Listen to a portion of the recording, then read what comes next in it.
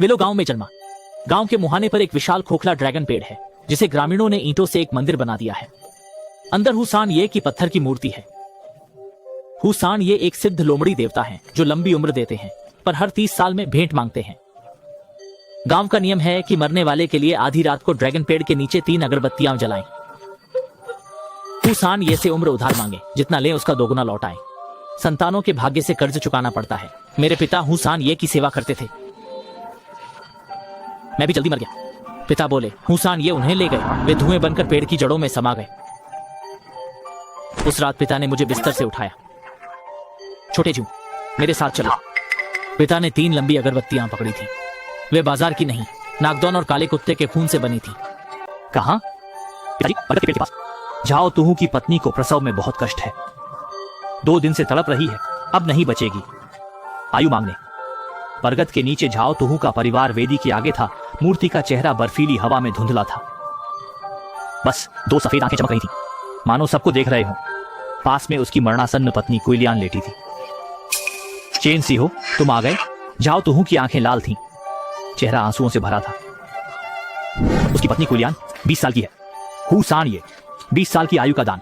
अगर मेरी पत्नी जीवित हो जाए तो मैं अपनी 10 साल की आयु देने को तैयार हूं। मेरे पिता चुप रहे और 3 अगरबत्तियां निकालकर वेदी के सामने लगा दी। धुआं सीधा ऊपर उठा, ऊपर की ओर। ऐसा नहीं होगा।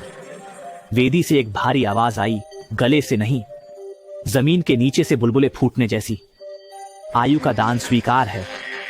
क्या दोगे? मेरी आयु ले लो। झाओ तुहू ने पत्थर पर सिर पटकना शुरू कर दिया। गाइस, वीडियो में आगे बढ़ने से पहले प्लीज चैनल को लाइक, सब्सक्राइब और एक प्यारा सा कमेंट जरूर कर देना। आपका एक सपोर्ट हमें मोटिवेट करता है। एक बेटा गया और भी हैं। पत्थर की कोठरी से एक ठंडी हंसी आई जिसने रोंगटे खड़े कर दिए। मुझे सबसे पवित्र आत्मा खानी है। पत्थर के ऊपर की हवा अचानक मुड़ गई और एक मीठी गंध आई। पिता ने मुझे पीछे कर लिया। पीछे कर उन्होंने अगरबत्तियां उखाड़ पैरों से कुचली। अगरबत्ती की गंध ऐसे जलने लगी जैसे गर्म लोहे पर पानी पड़ा हो। तभी मैंने देखा कि चुइलियन उठ बैठी है। उसका चेहरा चमक रहा था लेकिन आंखें बेजान थीं। वह हाथ में तेज कैंची लिए पिता की पीठ की ओर बढ़ रही थी। पिताजी पीछे, मैं चिल्लाया। पिताजी ने लात मारी, सिर पत्थर पर लगा और वह शांत। चुइलियन मर गई। जौतुहू रोते हुए उसकी ओर दौड़ा। नहीं मरी। पिताजी हांफते हुए कोठरी को घूर रहे थे। माथे पर पसीना था। शक्ति का बुरा असर। उधार शक्ति का ब्याज देना पड़ता है। वह अब जिंदा लाश है, मौत से बदतर। वही हुआ। वह पागल हो गया था, बस एक ही बात दोहराता था। हुसानिये, देखो, हुसानिये, देखो। पिताजी जमीन पर गिरकर हाँफ रहे। लालच। उसने मुड़कर मुझे देखा। उसकी आंखों में डर था। श्याओजू, याद रखना, दुनिया में सबसे लालची इंसान है। जैसे ही लालच करोगे, हुसान ये उसका फायदा उठाएगा, तुम्हें पूरी तरह खा जाएगा। अगले दिन गांव में बड़ी कड़ाई।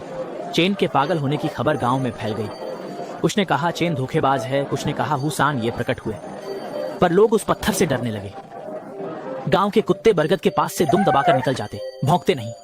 अजीब बात यह थी कि उस दिन से गांव के लोग गायब होने लगे, अक्सर बूढ़े या बीमार। वे ऐसे गायब हुए जैसे धुआं, बस उनके दरवाजे पर फटे जूते रह गए। पिताजी और चुप हो गए। दिन भर बरगद के पास घूमते और हाथ में डायरी रखते, उसमें रहस्यमयी बातें लिखते। गांव के पश्चिम में झांग दादी ने 3 साल पहले हुसान ये से उम्र उधार ली थी। जब वह बीमार थीं, बच्चों ने रात में बरगद के नीचे जाकर 3 साल उधार लिए। दवाइयां ही अगली फसल हैं। दादी स्वस्थ और फुर्तीली थी।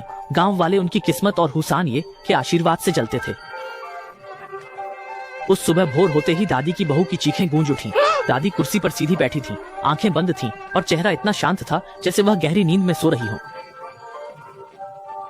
पर बुलाने पर भी वह हिली तक नहीं। सबसे डरावनी बात यह थी कि उनका शरीर सूख गया था। त्वचा हड्डियों से चिपक गई थी, जैसे सारा खून और मांस निचोड़ लिया गया हो। एक रात में ही वह बूढ़ी हो गई थी। दरवाजे पर पुरानी जूतों की जोड़ी थी जो गायब हुए बुजुर्गों के निशानों जैसी थी। पूरा गांव डर के मारे कांप उठा और गुस्से में चिल्लाने लगे कि हुसान ये ने उधार ली गई, उम्र ब्याज समेत वसूल कर ली है। दादी के बच्चे मेरे घर के सामने रोने लगे और पिता से पूछने लगे कि वादा तो लंबी उम्र का था, फिर यह हाल क्यों हुआ।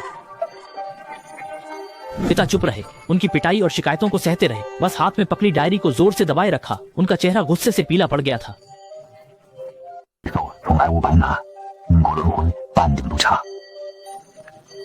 यह घटना,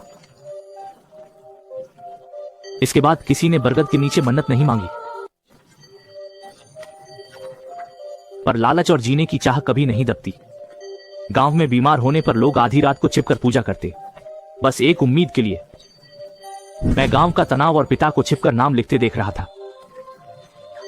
मेरा संदेह बढ़ता गया।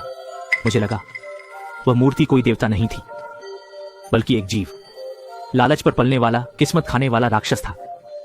पिता जिसे बचा रहे थे वह आशीर्वाद नहीं, एक घातक धोखा था। पिताजी क्या लिख रहे हैं? मैं उत्सुकता से बढ़ा। पिता ने किताब बंद की। वे घबरा गए। कुछ नहीं, बस पूजा का हिसाब है। अगर आपको इस डरावनी कहानी का पार्ट 2 चाहिए तो कमेंट में पार्ट 2 जरूर लिख देना।